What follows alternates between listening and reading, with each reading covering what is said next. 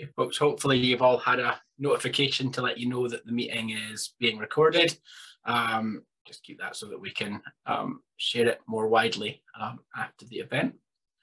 Really lovely to see people, and welcome this afternoon to our session, Invisible No More, in partnership with the Fraser of Allander Institute. I'm just going to do some very light introductions before we go. So we've been using Zoom for some time, so hopefully everyone's very comfortable with it. But if I can, in the interest of good housekeeping, ask people to keep themselves on mute when speaking, just so that the quality of the call for everyone is as good as possible. Can I also remind people of the chat function in Zoom? So please do take the time to introduce yourself in the chat, say who you are and where you're from and what your interest is in this subject. And if you have questions that you'd like us to cover as we go, or points that you'd like to make, please feel free to use the chat as liberally as possible. We have a number of really good speakers this afternoon joining us, but it is also an opportunity for discussion. So please be ready with your own points and questions to join in. That's all I'm going to say, because nobody comes to see me at these things. I am first of all going to hand over to Emma Congreve and Rob Watt. They are from the Fraser of Allander Institute and very much here to talk about how we can better support people with learning disabilities in Scotland. So Emma, I think first. Thanks very much. Hi everyone, thank you so much for having us today. It's really great to have the opportunity to speak to a broad range of people about the work that we're doing and the work that we hope to do in the coming weeks, months and years. So today I'm joined by my colleague Rob, as well as my colleague David, and we're both going to talk, we're all going to talk about different aspects of our work.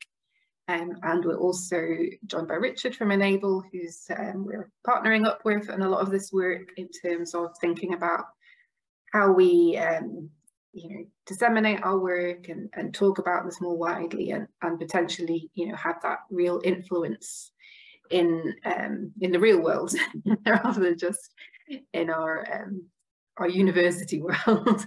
So, yeah. I'm from the Fraser of Allander Institute, and we are an economics research institute that's based within the University of Strathclyde.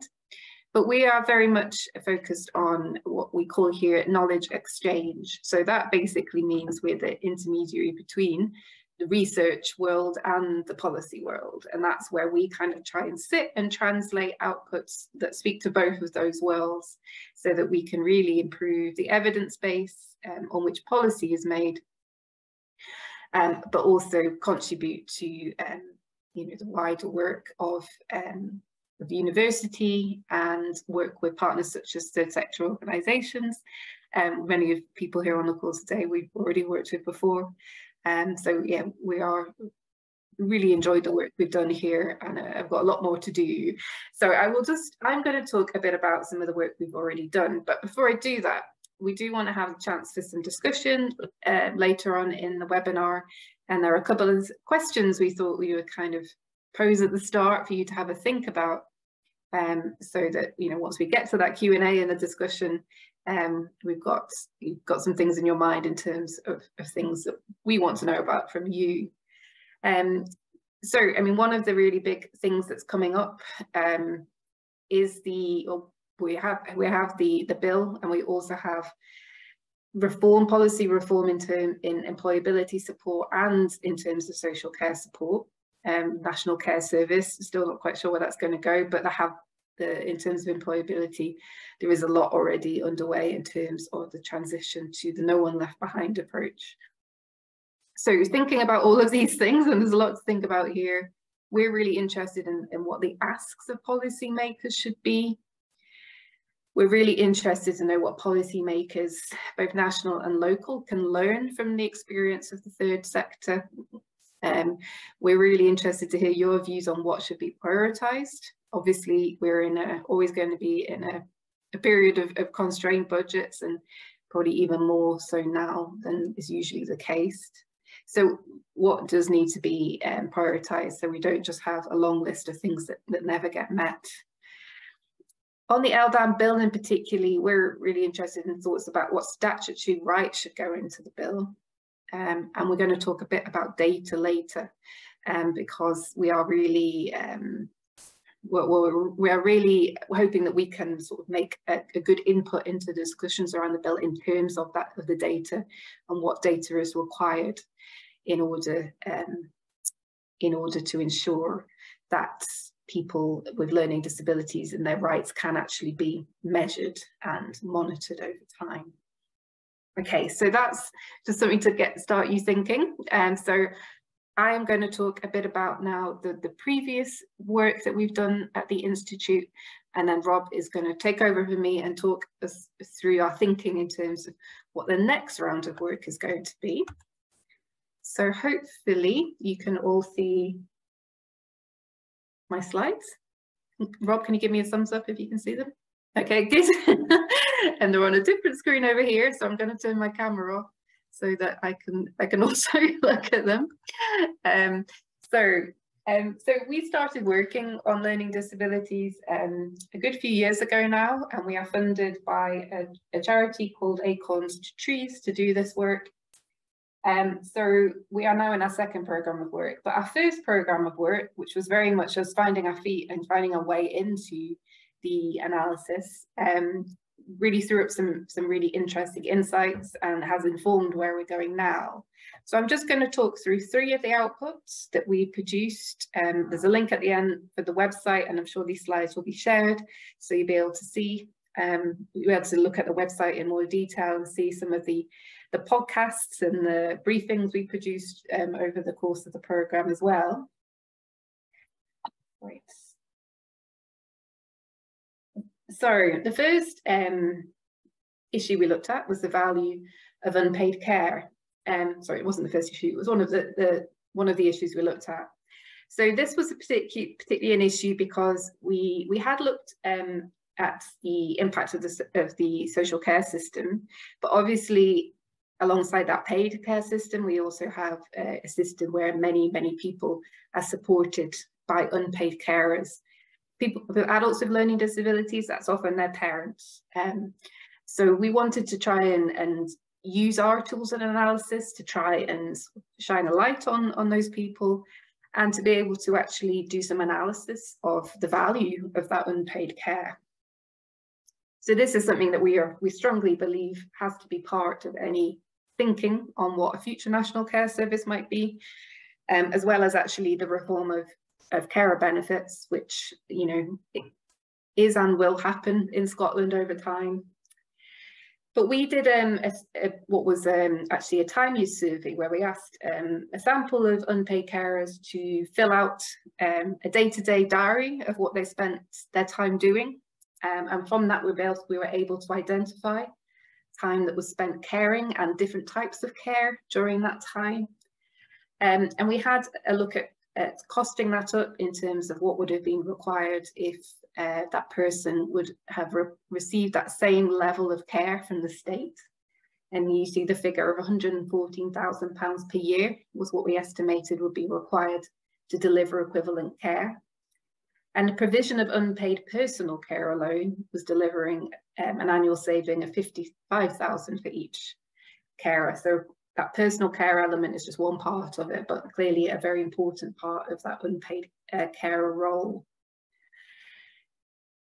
So because of that, because of the level of support given by unpaid carers, there was definitely a recognition that limited unpaid carers' opportunity to earn income through employment, leaving them reliant on the social security system, which just wasn't able to provide the support that people really needed, leaving over half of the unpaid carers in our sample below or close to the poverty line.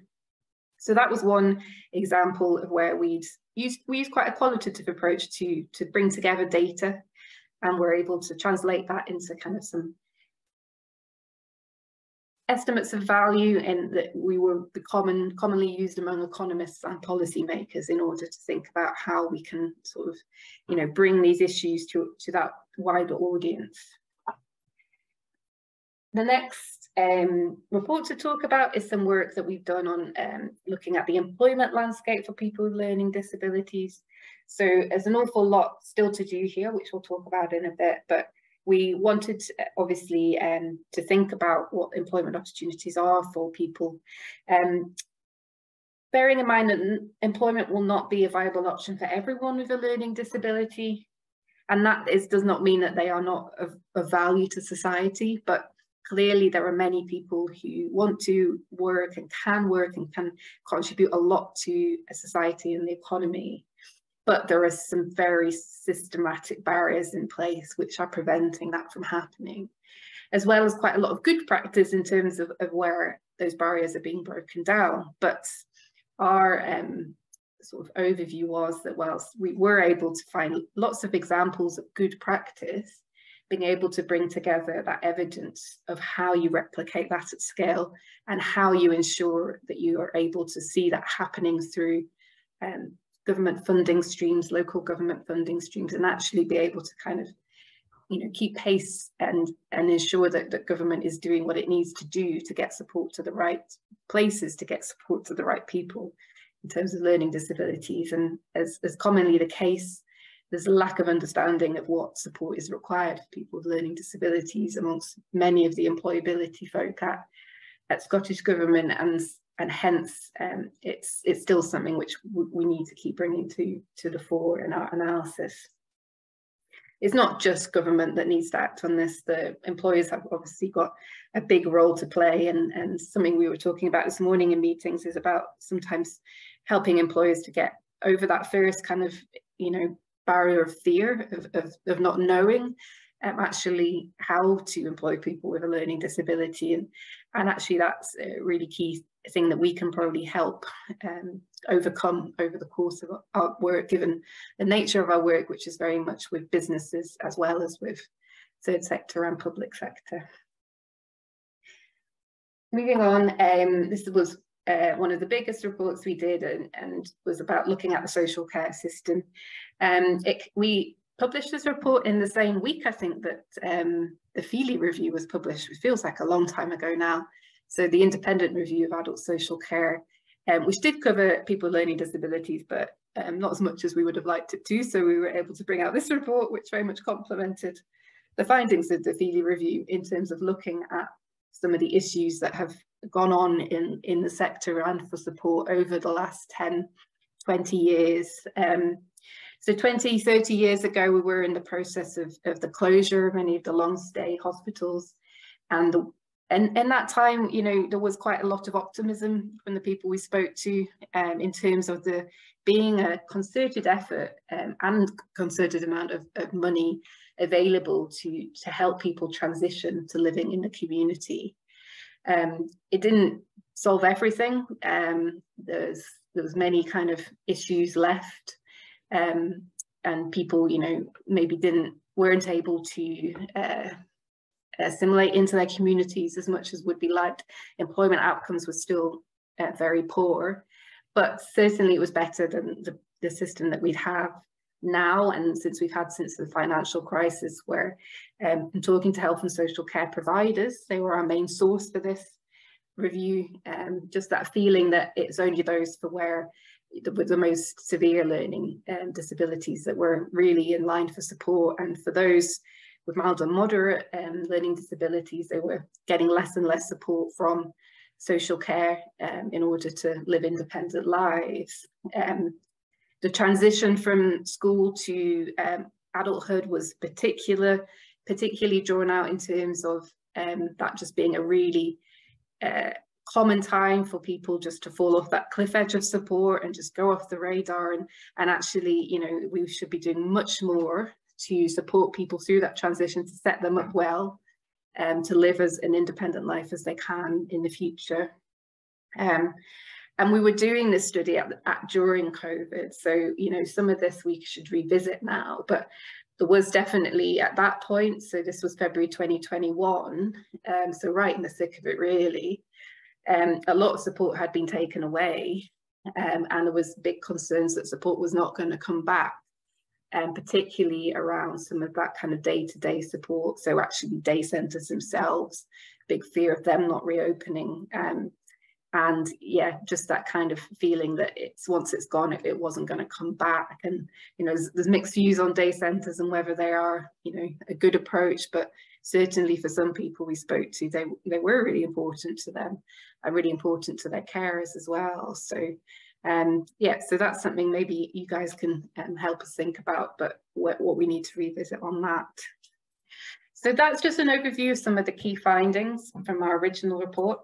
I mean, in terms of what's kind of the key things left, so employment, as I said, it's something we are coming back to because we really only scratched the surface, I think. I mean, what we think is that outcomes for people with learning disabilities in employment are very poor, but there's not really any reliable data to help us really understand that. So the best data we have is just limited to a sample of people who are known to the social care services in their local area. We don't really have good data that comes through some of the labour force survey, for example, to help us monitor what's happening over time. And that really does actually, there's a lot of work to do on employment and to work we need to do to get around the data constraints and to work with employers and employees to understand better what support works and what can work in the future. But the other key thing that we need to improve on is data, and we'll talk about this a bit later, but in order for really effective and good policy making and good monitoring and evaluation, you need good data, and that's the one thing that's just missing entirely in this subject. So we are really committed to trying to do more about improving data. Data sources and surveys are just so terrible at capturing the lives of people with learning disabilities. Even the census, it seems to be quite bad at it, although there has been some improvements made to the way the questions been asked this time. So we might get some more reliable figures out of that. But there are lots of challenges in terms of thinking about how you do statistics in this way, because there's not really an agreed definition of a learning disability. We don't want to go down the route of it just being a medicalized condition, but also we do need to kind of know who people are and the support that they require. And there's going to be quite a lot of work that we need to do to figure out some of the ethical considerations around that, as well as trying to piece together what we can from the data. And my colleague David will hopefully talk a bit about this later on. But I'm going to stop now and gone too far. There is a link here to the part of our website that holds all this information, and there's loads of links there from our previous work, and it's where our new work will start to be put. On that note, I'm going to pass over to Rob to cover the next bit. If I can stop sharing, there we go. Okay, right, thanks Emma, and hi everybody. So my name's Rob Watts. I work at the Fraser of Allander Institute with Emma. Yeah, and I'm going to briefly talk about the programme of work that we've got upcoming over the next couple of years, which I'd say really excited about at the Institute, because a few years ago, our Institute had never really done any work in this space. It's been a learning journey for us, and having made that kind of initial investment, we're really happy that we can now commit to a longer term piece of work on this. So we're an economics research institute, so we're a team of economists, and people often think about us as, when you hear economists, people think like money and finance, but really it's about how we can allocate resources to maximize people's well-being, and of course money and finance comes into that. So supporting people with learning disabilities to be active participants in our economy and in our society, and building a more inclusive economic model that can benefit everyone. That's absolutely something that economists should be engaged in. And that's the approach that we took when we started this programme of work 3 years ago. So I'd say that we definitely weren't experts on this, on the issues that Emma talked about, and it was a learning journey for us. And as an institute, I think we were quite taken aback by a lot of what we found, and just by the scale of the inequalities that people with learning disabilities are faced with.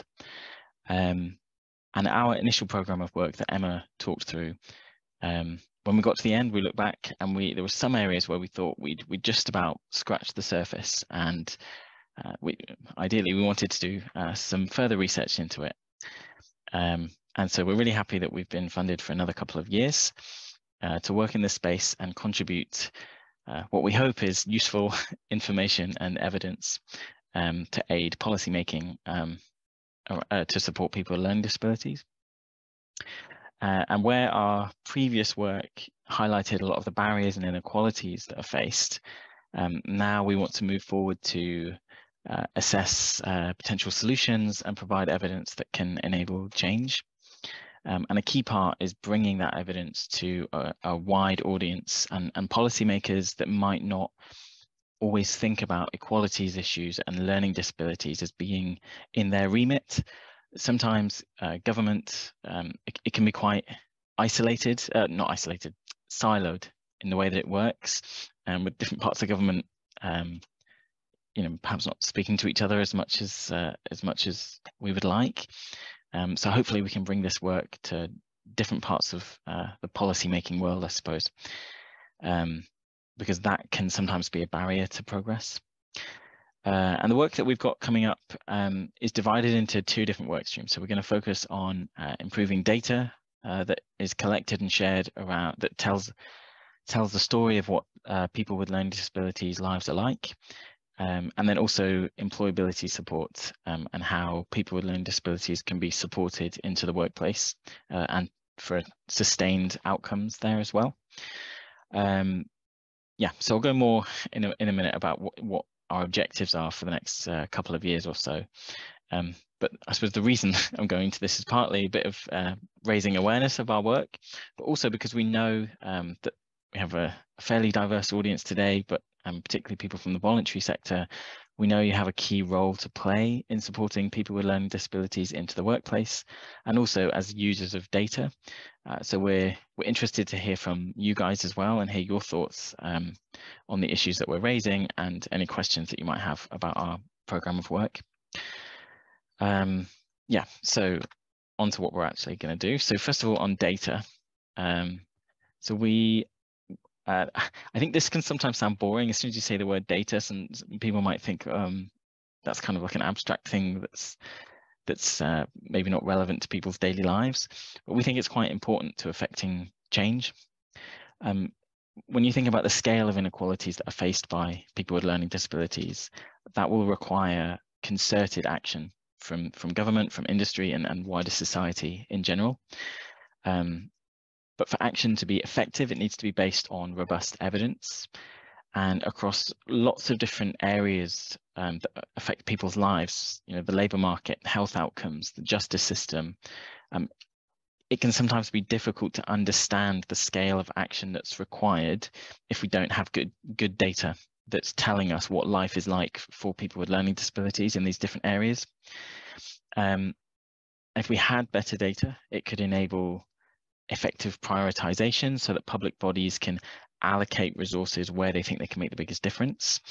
And I guess also it would kind of shine a light on the inequalities and make them perhaps more visible in public discourse. And the other issue around data is that it's important for public authorities to collect evidence on their own policies to understand what's working. And sometimes there can be very well-meaning policies that are put in place to support someone with a learning disability, but without evidence of outcomes improving sustainably over time, we need that data to understand what's working, what's not working. Questions like, does Scotland's supported employment offer improve labour market access for people with learning disabilities? And if so, to what extent? And which models of support deliver the best and most sustainable outcomes pound for pound? Answering that question will help set policy in the future. When we think about social care, we know that local authorities have tightened eligibility criteria for support over the last decade or so. So how many people with learning disabilities are missing out on support that they would previously have been entitled to? When we think about living standards and socioeconomic outcomes, how many people with learning disabilities live below the poverty line, and what difference are social security payments making to their lives? Answering these questions would help set policy in the future, but sometimes the data that we need isn't always there. So yeah, all of this data needs to be collected and shared, and also crucially linked up with other data to give a complete picture. And this is especially true when budgets are stretched and every pound needs to be spent as effectively as possible. So we've brought in a statistician, David, who's going to chat a little bit later about some of his work and where it fits in with the new bill that's coming before Parliament. But broadly speaking, our objective around the work on data that we're doing is to firstly set out what data exists, what we already know about people with learning disabilities, identify some of the challenges to improving what data is telling us, and then explore some possible solutions, for example, about where data could be better linked up. We're also reviewing other countries, so OECD countries, these are comparable, wealthy, developed countries. We want to understand what data they collect on people with learning disabilities and what lessons we could learn in Scotland. We've already started that work. I think from that we can say we can safely say that a lot of the challenges and things that we talk about in Scotland are shared in other countries as well, especially on the issue of having consistent definitions so that we're comparing like with like. And then our second work stream is around employment and employment support. This is where we think outcomes are very poor for people with learning disabilities, as Emma touched on, compared with the general population, but also the general disabled population. And there's nothing inevitable about this. The first program of work that we did, we found case studies of what works, of people with learning disabilities being supported to participate in the workforce and being shown to be really good employees. And now what we want to do is broaden out this work. So we want to work with employers and employees who have a learning disability. We want to recruit a sample of people with learning disabilities that have been supported into the workplace, understand the work they do, the barriers that they faced to success and the support they received that worked, and the impact that that's had on their lives, so that we can understand what makes a successful intervention. But we also want to work with employers who have employed someone with a learning disability to understand what barriers they faced, what potential fears they might have had to hiring someone with a learning disability, what support they needed, and how we can understand the business case, because there's evidence, for example, around what retention rates or absence rates, performance versus other employees. There's anecdotal evidence that hiring someone with a learning disability isn't just about corporate social responsibility, that with the right support, people with learning disabilities can absolutely fit in an inclusive workplace. What we want to do is add to that evidence base. And I think it's worth pointing out here that our uni, so Strathclyde Uni, is obviously an employer as well. It's a large employer, and there might be lessons for us to learn from close to home. We have a couple of programs at the university. One is Breaking Barriers. It's at the business school. It supports young people with a learning disability and or autism to come in, learn from the business school about some employability skills, and then do some placements at partner employers. And the other scheme is Project Search that the university participates in. So in that we participate as an employer. And it's kind of similar to Breaking Barriers, where you take in a cohort of young people and support them to do work placements at different parts of the university. So these are examples of where it would be good to understand the impact that these programs have had from the perspective of the employee and the employer. And then the last thing I would say, I think it's important to point out the timing of this work. So when we did the first program of work, it was kind of in the heat of the pandemic, and that was consuming all of our lives. And now, over the next couple of years, there's lots more things that are coming into view on the agenda that will affect the lives of people with learning disabilities and the voluntary sector. So the Scottish Government's newly structured employability offer, No One Left Behind, is being rolled out. We know, obviously, the National Care Service, there's a process underway for establishing it. Remains to be seen what happens with that. There's a new bill coming before Parliament, the Learning Disabilities, Autism and Neurodiversity Bill, but also the new Human Rights Bill that will enshrine the UN Convention on Rights of Persons with Disabilities into Scots law, subject to devolved competencies. So, yeah, kind of understanding how the evidence that we're collecting fits into that, all of those issues that are on the horizon will be yeah, quite useful for us as researchers, because we hope that our findings and our work will be useful and can support effective policy making. So that's kind of trails what we're going to do over the next couple of years. I think now we're in a good place to take any questions and maybe start a discussion on some of those issues coming up.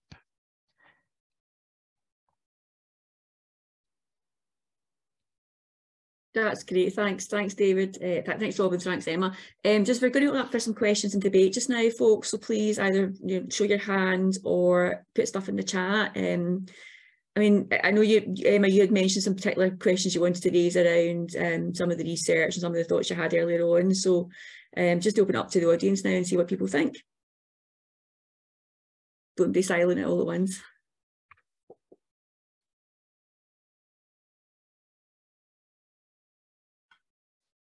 Can I just pop in a few thoughts? It was interesting we were thinking, Emma, do we have anything in the vaccination programme? Because obviously there was a huge focus on learning disability and gathering data around that. Does that give us any data from, in terms of numbers and reach, or not? Is that just a kind of,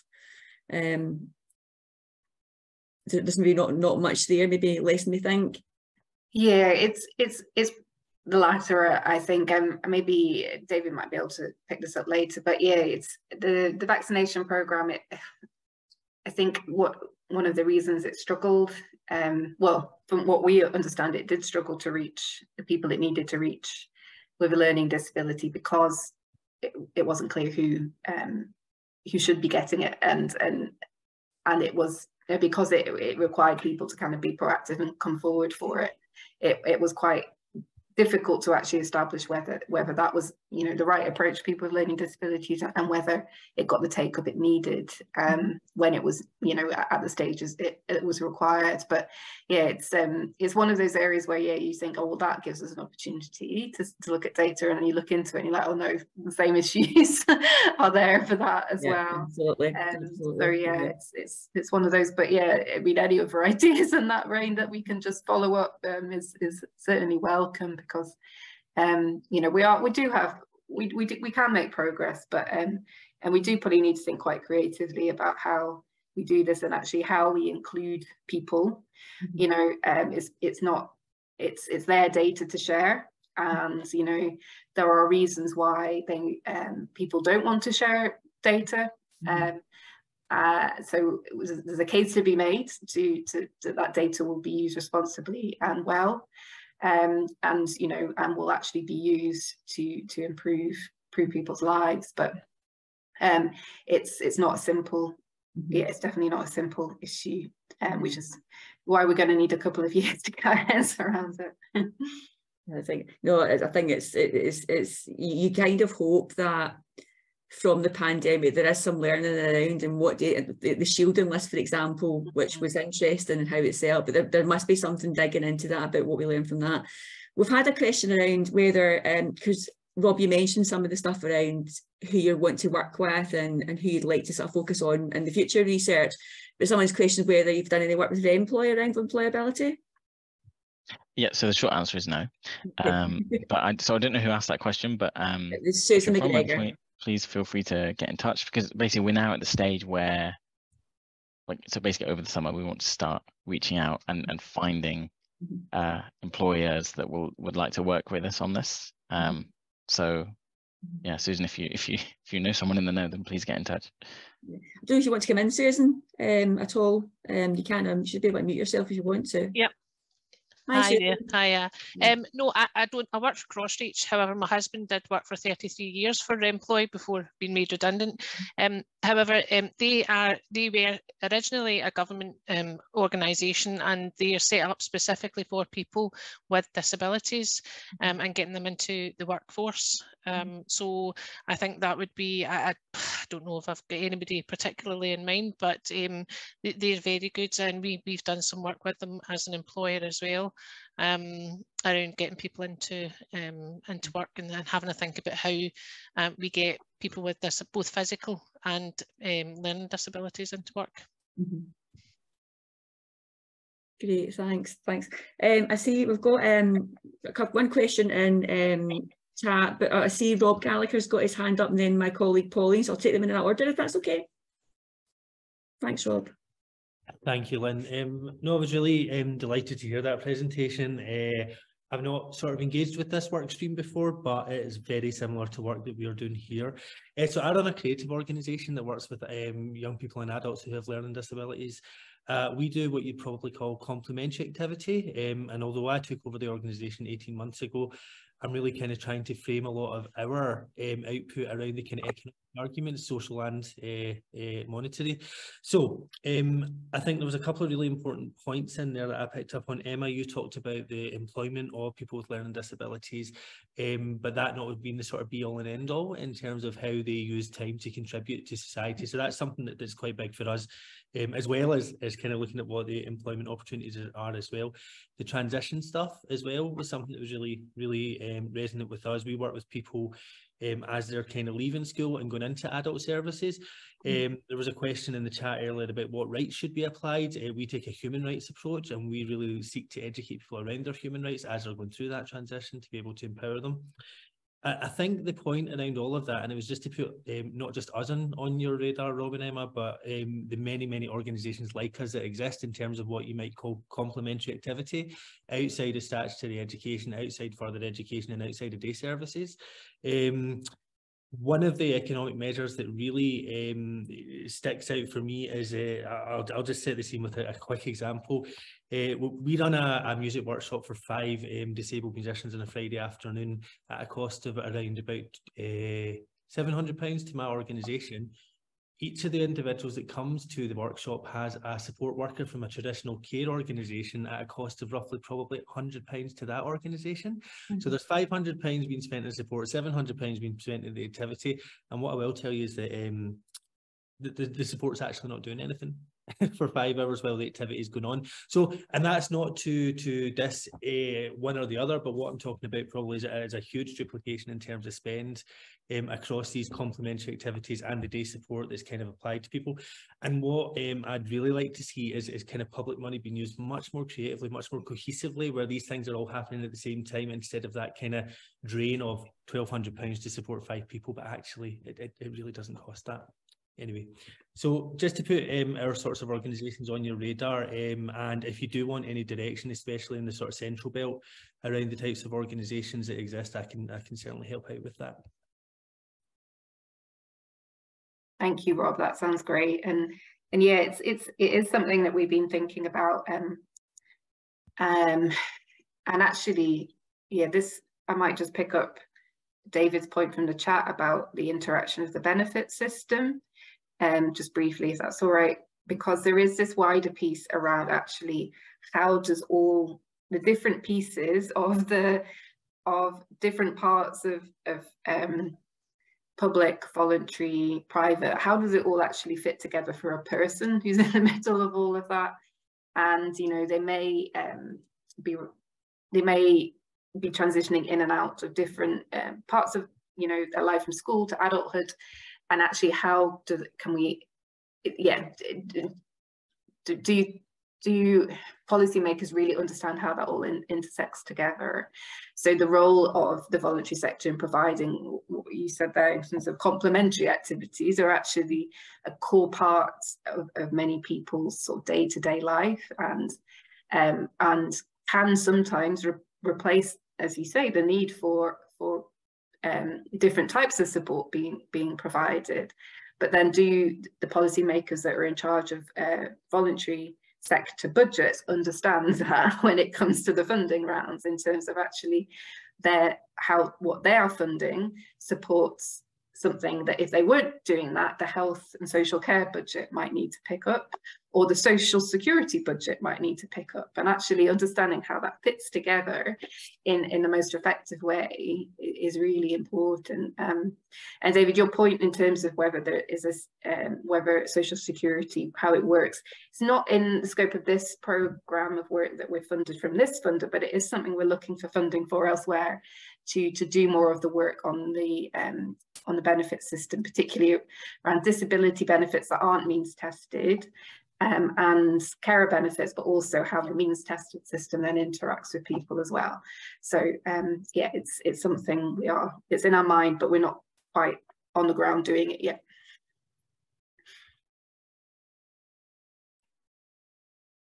Great, thanks. Pauline, you were next, and then I see Josephine's got her hand up as well. So Pauline first, and then Josephine, if that's okay. Thanks very much. I think Lynn's added something I was going to say as well, beyond what you've already said, Emma, about tensions within the devolved Scotland. There's also tension between what's still reserved in relation to employment and benefits at UK level, and the tension that exists between what's reserved and devolved, and that's always been a real issue for us in terms of policy development. The other thing I was going to say, and I appreciate the data gap, that's always been an issue in relation to disability employment, because we rely a lot on what people tell us and people that self-identify. So that is an issue. So I'm very pleased to hear that you're focusing on data. That's really good. The other thing I would point you to is a lot of work was done in the build-up to the publication of A Fairer Scotland for Disabled People and the Disability Employment Action Plan in particular. So there's a lot of I guess, evidence around the development of that publication that might be of relevance to your work going forward.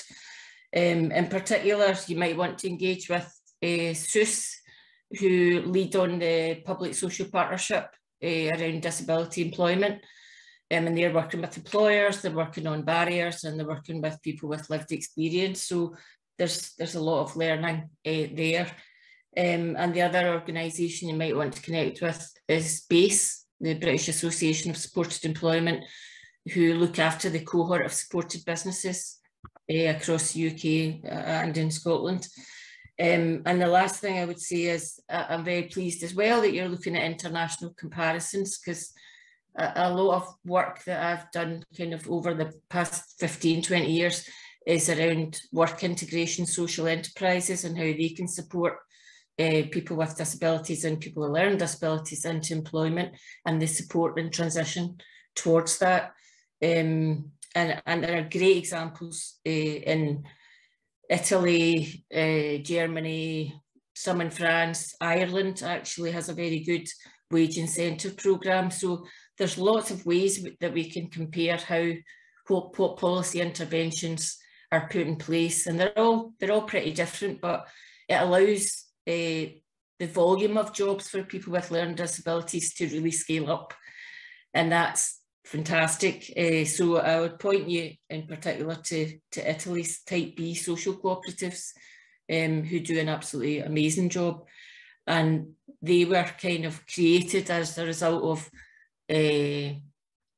mental health institutions closing and trying to transition to community supports, and that's a real scaling up of the social cooperatives in Italy, and therefore the volume of jobs is on a scale that we would just admire, I think, and hope to aspire to. So I'll give you any information that you might be helpful in that respect. Thanks, Pauline. That was great. Josephine. Hi, it was just to ask, do you take into consideration a big barrier that I see to getting people with learning difficulties into employment is the benefits, and if they can't afford to take the risk, you know, if it's permitted work, because permitted work will finish at the end of the year and then they'll be reassessed. Is it not something that could be looked at, that people who are coming from a learning disability school could just get endless permitted work? And then you would get rid of that worry of them. If they don't succeed, are they going to lose their benefits? Are they not going to get back what they had before? But you would think that if somebody's from a learning disability school, that permitted work should be a lifelong thing, I would think. But that's just a thought. Yeah, no, it makes a lot of sense. I suppose the question is who that doesn't capture, you know, in terms of who should be in scope for that. If it's recognised that people with learning disabilities, you know, may, you know, have that particular need, then just limiting it to people who've been at a school where they've, you know. Well, I know that maybe isn't fair, but it would be a start. It would be a start, yeah. You know what I mean? Yeah. Yeah. But this is the kind of thing that we want our work to help.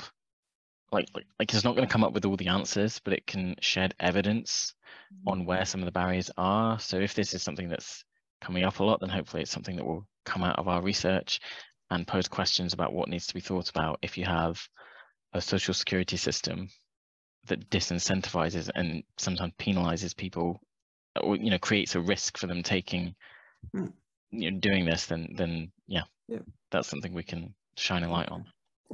Cool, thanks. Thanks, guys, that's really helpful. I'm conscious of time. I wonder, Emma, Rob, if it's okay if you would just give me a short comfort break, and we will have time at the end for discussion and debate, because there's lots of stuff coming out, and we've got stuff in the chat which we'll pull together because people have suggested things, so we'll do that. But just maybe if people have a quick 5-minute comfort break and just come back maybe just before 3, and we'll move into Richard and David's part, and then we'll have time at the end for final discussion, if that's okay, everyone. Yeah, great, thanks guys, we'll see you in a few minutes. Okay.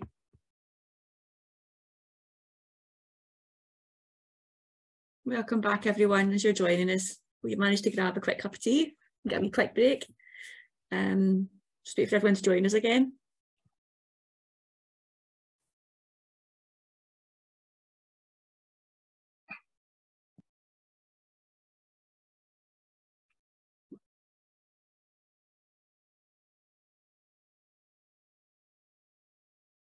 Okay, the next part of the session, we are going to look a little bit at some of the issues and policy updates that Emma referred to earlier on, and Rob too, just some reflections from Richard Baker, who is Director of Policy, I think, Richard, at Enable Scotland.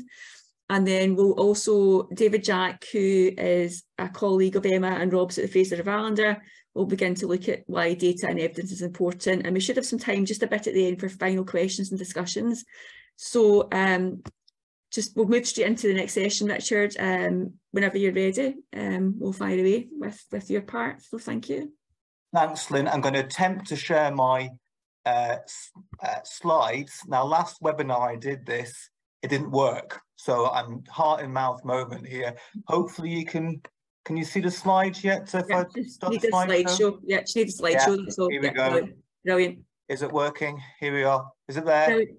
Massive relief. Fantastic. Great. It's worked this time. That's good news. So thank you very much, Lynn, and thanks everybody. It's great to have the chance on behalf of Enable to speak about the Scottish Government's proposal for a learning disability, autism and neurodiversity bill, which, like Emma, I'll call the LDAN bill because it's such a long title. So I'm glad you've started off using that abbreviation, Emma. And now we believe this should be a Bill of Rights for people with learning disabilities and autism and potentially other neurodivergent conditions too. And so as this Bill of Rights, it needs to be there to address deep-seated social inequalities that are faced by people with disabilities, and we'd like to be working with the Fraser of Allander Institute to highlight just how important this legislation is. I know many of you will be aware of Enable, including through the brilliant work of Enable Glasgow, which is, of course, an independent charity in its own right, but central to the work and mission of Enable since our foundation has been supporting people with learning disabilities to have the support they need for real inclusion in their own communities, both through campaigning and through providing support services ourselves. Enable Cares provides self-directed social care for over 1,000 people right across Scotland. Every year, Enable Work supports 5,500 people with learning disabilities and other people who face barriers to employment through our employability programs. And we provide advocacy, information and peer support in local communities. And for many years, we've campaigned for new laws to protect and promote the rights of people with learning disabilities. These campaigns are led by members of Enable, who decide at our Scottish Council what our campaign priorities should be. Now, the background to this bill is a campaign we took forward with the National Autistic Society Scotland and Scottish Autism ahead of the Scottish Parliament elections in 2021, called the Our Voices, Our Rights campaign.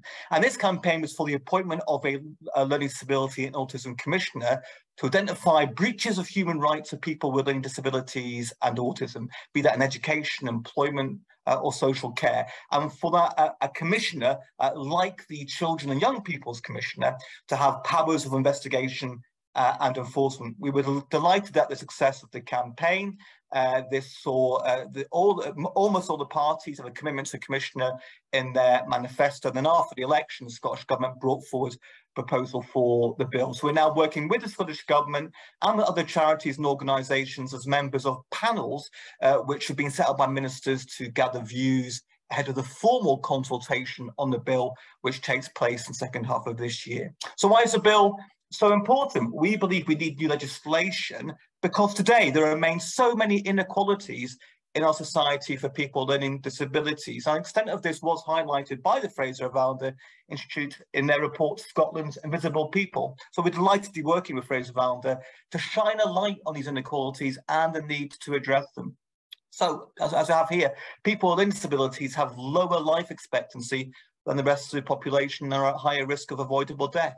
They have fewer chances in education and in employment. Today, only 7% of people with learning disabilities are in paid employment. Not everyone can access social care in their community, which should be their right. The Coming Home report, published by the Scottish Government in 2018, identified over 700 people in out-of-area placements, 79 of whom had been moved out of Scotland for their care.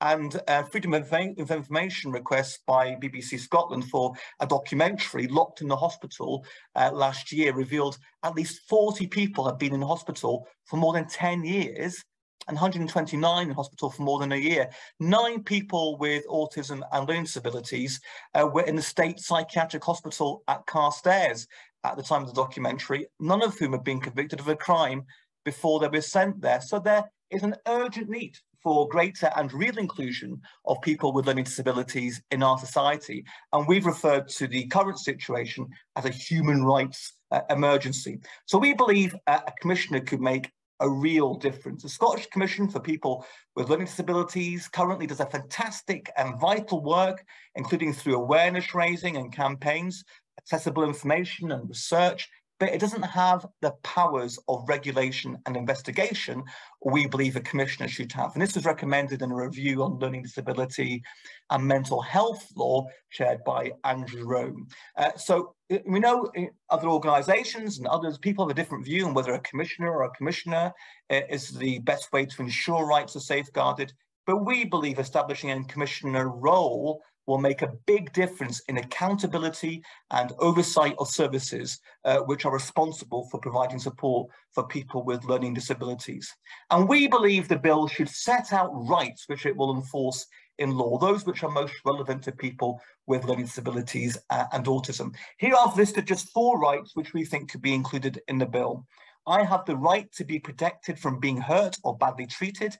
That's in Article 19 of the United Nations Conventions on the Rights of Children.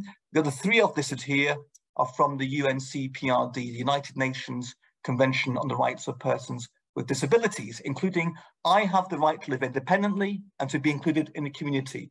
A commissioner who would have the authority to investigate reasons for lack of provision of community social care, to hold public authorities to account and report to Parliament on what should be done to ensure more people are supported to live independently in the community in line with their human rights. People with disabilities have the right to work, as we've talked about already, yet so few are in paid employment. The Commissioner could hold to account authorities and agencies whose role it is to promote employability and propose recommendations on tackling barriers to employment. I have the right to be protected from being hurt or being badly treated, yet we're aware of hundreds of incidents where children with learning disabilities have been injured because of their being restrained at school. And we support the campaign for Callum's Law, led by Callum's mum, Beth Morrison, for new laws to minimise the use of restraint and on the recording of incidents. And finally, I haven't listed this on this slide, but Article 31 of the UNCPRD includes provisions on statistics and data. These should be made available in relation to disability issues. As we've discussed already today, it's a key issue for us in tackling social barriers that we don't have the data we need on these issues. So it's vital that Fraser of Allander Institute is working this research, but also we believe this right to data should be set out in the bill, along with duties for public bodies to report on learning disability data. And finally, I've included the right to liberty and security.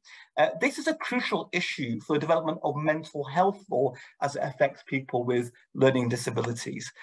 Because at the moment, our mental health laws state that for people with learning disabilities and autistic people, their disability can be a reason for them to lose their liberty. And as I said earlier, it's led to people spending years in secure facilities, including the state hospital. We believe that's wrong, and that learning disability should no longer be a part of mental health law. We're disappointed that the recent mental health law report published by a commission led by Lord Scott did not make that recommendation, despite many organisations calling for this.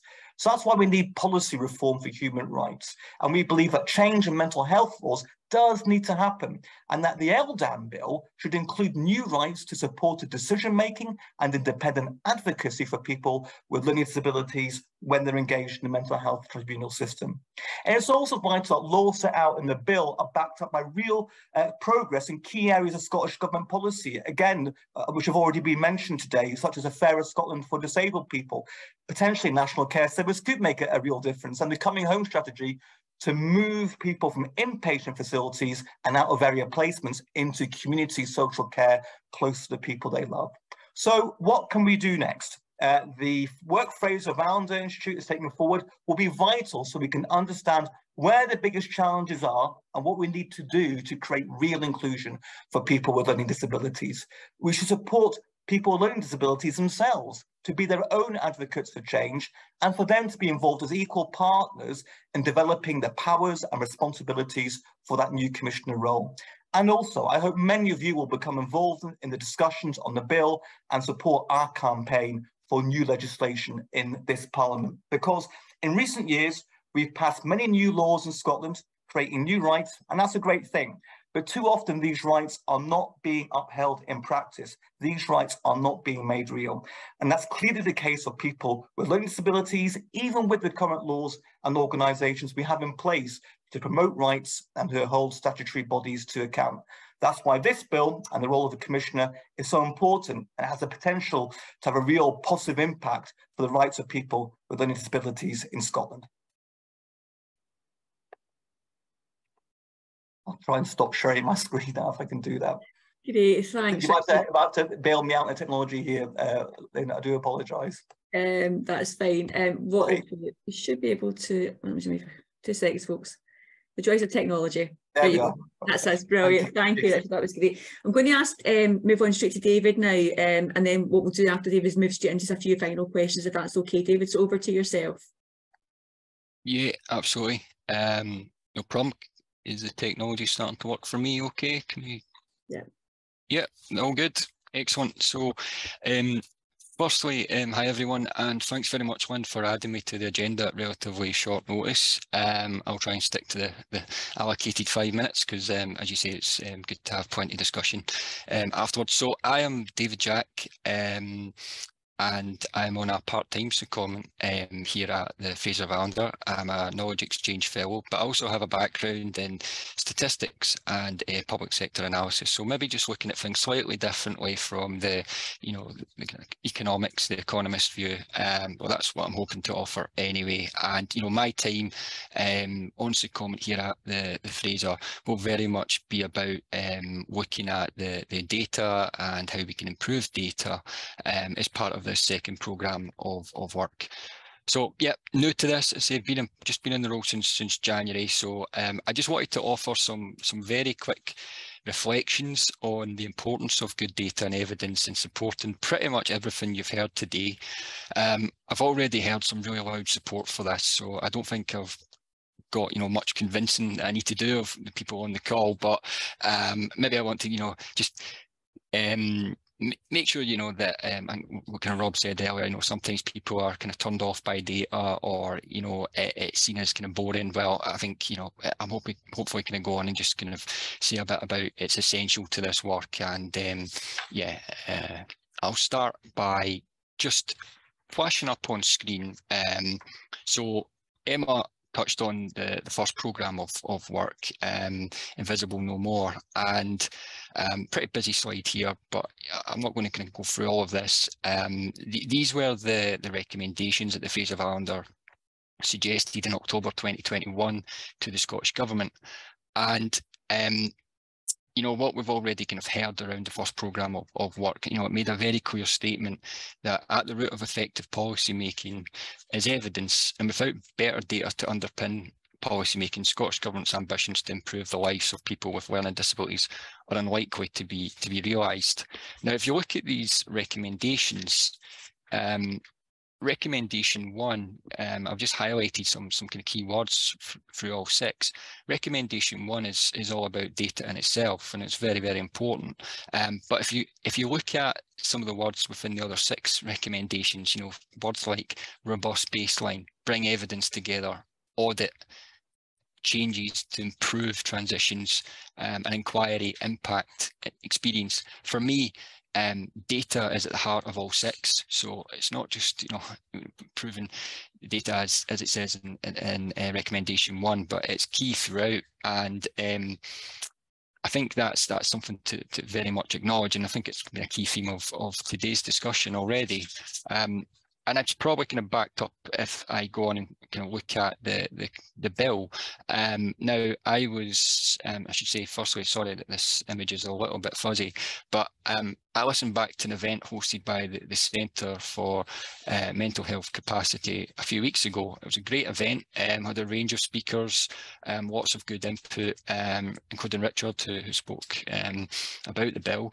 And at the end, there was an online poll around what people would deem their top priority for the bill. And it was very close, as you can see. And, you know, once again, data in its own right comes in there in 6th place. It says better data and monitoring of the needs of people with learning disability and autism. But once again, I would argue, and, you know, Richard very eloquently kind of talked about some of the detail of the things that can rank above it here.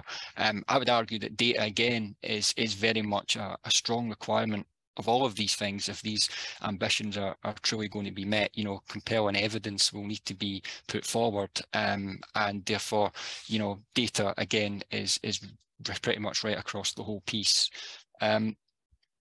Again, just to kind of carry on a bit about the bill again. This time last week, actually, I think the Scottish Government published their pre-consultation scoping analysis for the bill ahead of the public consultation. So what this was, between May and July 2022, the Autism and Learning Disabilities Policy Team in Scottish Government ran 30 events with 18 different organisations. And here are some of the key points and themes which came through. Now, I could have picked out probably any of them, but I've just picked a few just to kind of fit on the slide there. And again, you know, for me, data and evidence is very much going to be key to all of these. You know, talking about scope and terminology, talking about intersectional approach. Again, you know, data becomes really interesting, becomes perhaps a bit more difficult, but becomes most interesting when you look at intersectional policy matters. And then the kind of topic of support and transitions is something that we've already heard about, and is actually one of the reasons that I got, you know, a bit an interest in this work, having done kind of previous analysis roles at Skills Development Scotland, who, you know, an organisation that does support young people. So, I mean, in summary, ultimately, you know, it doesn't really matter if I look back to the Invisible No More recommendations.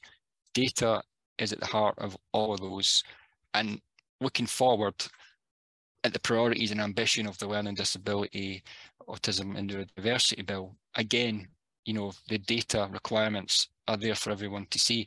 And I think, you know, everything's pointing towards this point that it's vitally important that we work together and ensure that there's an enhanced evidence base for people with learning disabilities, because it's essential.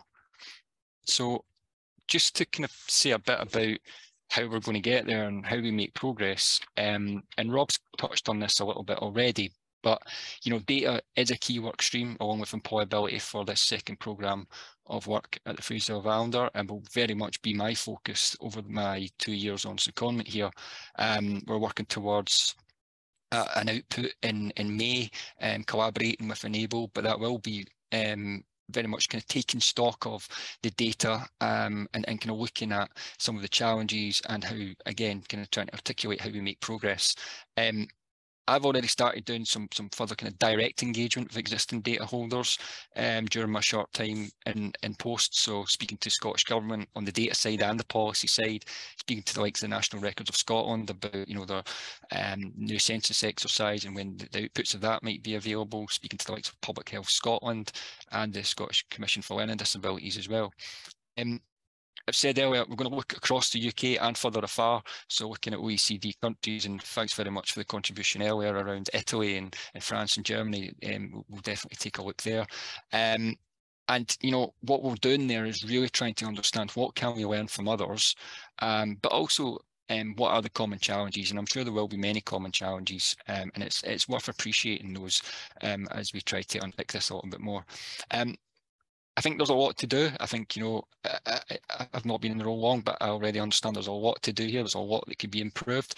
So therefore, we need to understand where the priority gaps are and what we need to do. So how do we target the resource and time that we have to the best of, you know, make the best use of that. The second last point around kind of defining the feasibility frontier for existing data collection. So really, just trying to say there is looking at all the data that currently exists in the system. Are we getting everything out of that? Is there more that can be done? Is there quick wins in terms of improvements? I think, you know, very good suggestion earlier about, you know, vaccination data. I mean, that's an area that we'll certainly come back to. You know, I've looked at research on that already. I think, you know, uptake of the flu vaccine has traditionally been quite low for people with learning disabilities. I think around 58% if the research I've looked at recently is right. So so there's obviously, you know, research in that area and many areas that we'll look at, and yeah, we want to make sure we're getting the full value for the data collections that currently exist. And then just kind of going, kind of taking that a step forward now, exploring data linkage possibilities. Now, there is a lot of great research out there that does link up various data sets, but I think we now need to make the case for this data being linked up more routinely, more frequently, so that we can tell the story, we know the story, and it doesn't need to just all kind of channeled through research projects, which naturally take a long time to go through governance to kind of get access to data and then obviously produce outputs.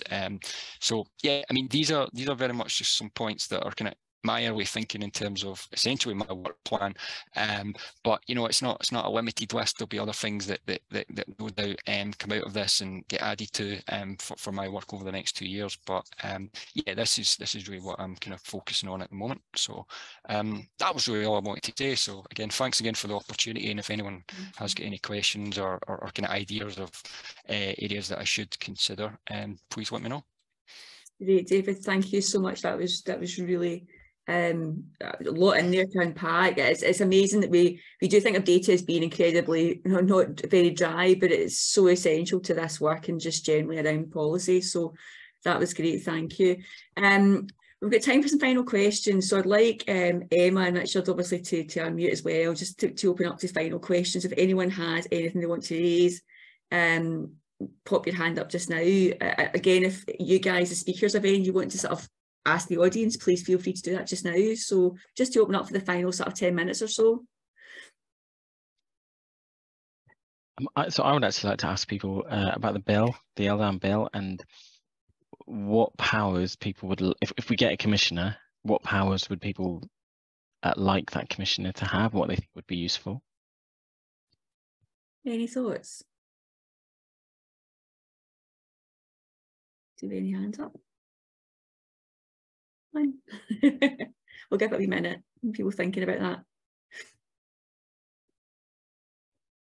I think just a quick thought to add, what struck me, I think, in listening, a number of you mentioned obviously the implementation gap around existing legislation and where we are just now, and having been involved in things like self-directed support legislation and then the legislation that created integration. I guess my concern would be is around how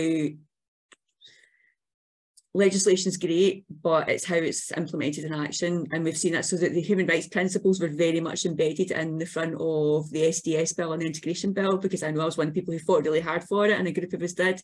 So I guess my question, I should be, how do we move beyond that?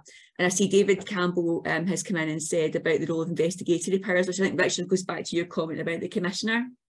Yeah, absolutely. And thanks, David, for making that point, and actually absolutely reflecting on the points you made there, Lynn, around self-directed support, the gap between the policy and the practice, isn't it? And that is why I think we've got, as I said in the presentation, we've already got lots of rights actually set out in legislation. We'll have more with the incorporation of the United Nations Conventions on Rights of Persons with Disabilities in Scots law. But the point is that too often the rights are there, but they're not being enforced. So we know in transitions, for example, too often there's a huge gap in care or in education between people moving from education and young people services to adult services.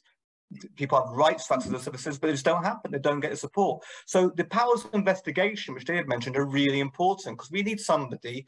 And obviously, the current bodies are in place, have got huge responsibilities. It's hard for them to focus just on learning disabilities, as important as it is. So we have somebody who has that specific remit for learning disabilities, autism, potential other conditions too, and say if a service is breaking down, if some of the rights are not being actually respected and they don't have access to those rights in practice, then a commissioner can come in, investigate, report to Parliament and say what needs to happen to ensure that those breaches of rights don't continue. So it is absolutely about not just having the rights in theory and in legislation, but in practice as well.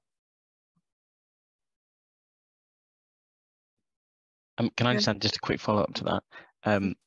Well, we need to remember when we talk about rights, like right to equal access in the labour market, but yeah, anyway, when we talk about rights, the treaties that Scotland, as part of the UK, has already signed up to, have been enforced for quite a long time. So when we incorporate it, if we incorporate it, it will strengthen the legal standing that they have in Scotland. But we are already signed up to these treaties, so this stuff should already being delivered.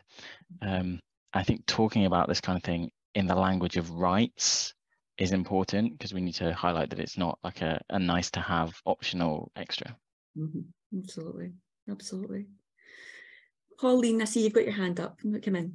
Yeah, thanks. I think that's important to remind us, Rob, that we already have a lot of these rights, and legislation is helpful in many respects. I really like the idea of a commissioner, because I think that has a sustained investigatory angle to it, which I really like.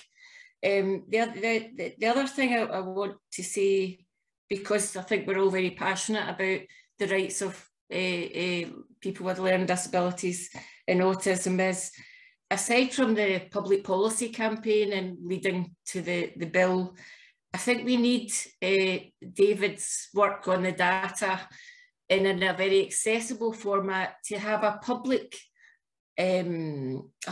campaign to bring the people out there behind us, because it's really important that people understand the depth and breadth of inequalities that people with learning disabilities suffer in all aspects of their life. So I think the data in a really accessible format to take a public campaign beyond the public policy campaign will be really important, and that will bring the public with us. I think it's a really important point, Pauline. It's why we're particularly pleased to be working on behalf of Enable with the Fraser of Allander Institute, because obviously, you know, David and Rob and Emma, they're the experts in data research far more than we could ever be. But what we can do is ensure that people with disabilities themselves are involved in this campaign. Their experiences, their stories are out there. And that is actually what I think will get it across to the public and to decision makers, just how important it is to have the change we need through an effective and strong bill. That, you know, we can say, you know, only 7% of people with disabilities are in paid employment, and it's a powerful number, but so much more powerful to talk about what that means to people's lives, the impact it has on them, the fact that too many people with disabilities are living in poverty, the fact that there's huge missed opportunities for everything they can give in terms of being valued and productive employees in businesses. So it's about telling those stories on a human level as well. And that's why we're just delighted to be working together on this campaign. And certainly, particularly, we've got Scottish Learning Disability Week coming up as well. And that's going to be a big moment for us to launch our joint work on this and to get that message, you know, out there in the public and in Parliament where it so needs to be heard. Yeah. Brilliant, thank you. Anyone got any final questions or issues we want to raise? Do so in the chat. I just reflecting what we've heard. I think just a number of issues occurred to me during your inputs around where we are around learning disability, and I as someone who was a former carer but also who's had many friends who have children with learning disabilities and what they've experienced. I guess areas and gaps around their knowledge. I think the data gives us visibility, which I think this group doesn't always have, and it's really important.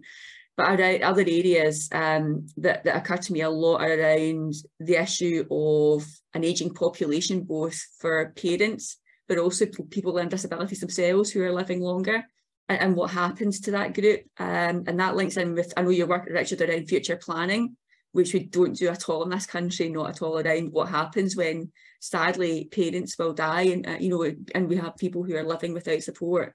The issue of health inequalities, COVID really shone a light on that, I think, for this group in particular, around the impact of COVID, but also the premature death issues. And then the other issue, I think the intersectionality issue, I think a number of you raised, is really important. For example, BME, people with disabilities, the gender issue around unpaid care, which I think some of your work has pulled out already. So that those issues have really struck me as well. And I think, lastly, from me, is the importance of accountability. I think it's how we make sure that these rights, people do have access to these rights, and the work that Emma, that you and Guy, you've pulled in around the words you pulled in some of your research around fighting and bureaucracy, and you know, this is stuff we've picked up in our own work at GCBS as well. So it's a long journey ahead, but I think the work that you're all doing is so needed and so valuable. So, you know, we're really pleased to have you today to talk about that. Any final comments from yourselves, really, in terms of, you know, how people can get in touch or anything that would be helpful to you? You know, please do say that now if you can.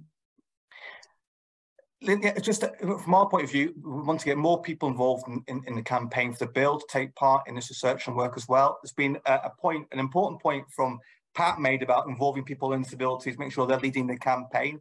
That's a point very, very well made. But just to provide reassurance to Pat that, you know, a webinar is one format, but there are many, many events we've had recently where, for example, party conferences, parliamentary receptions, parliamentary debates, where it has been people with disabilities rather than someone like myself who's actually been making the remarks on behalf of Enable, leading the way. In fact, they've got the cross-party group for disabilities on Wednesday, and so the person will be presenting that event will be a person with learning disability, member of Enable Scottish Council as well. So, you know, that it is a point that's well made. It's a relevant point for today, but just to ensure that we have the reassurance that, you know, when we say this needs to be a campaign, you know, led by the people with disabilities too, you know, not paying lip service, that is happening throughout this campaign at every point of it. And I know from, you know, Emma and Rob and David,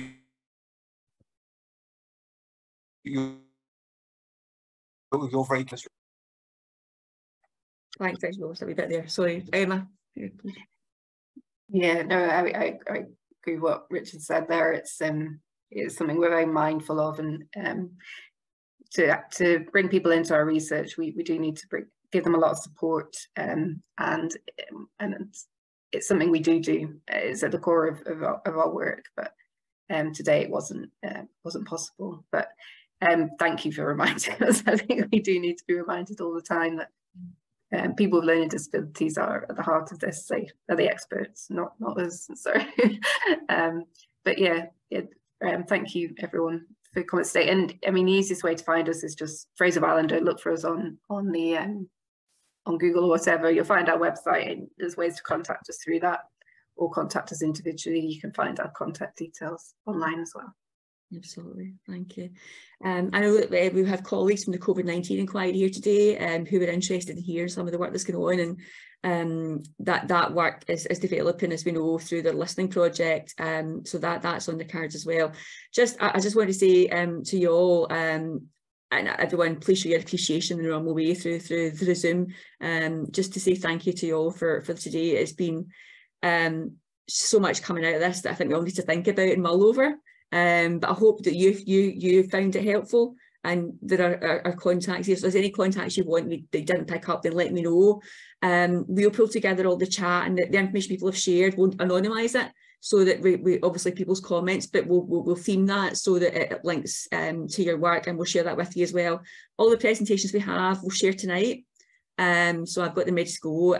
We'll get that out. Any questions and any comments, please come back to myself or GCBS colleagues. And just a huge thank you to David, Rob, and to Richard, and to Emma for your input. I hope it was as useful for you as it was for us. I really appreciate it. Thank you so much.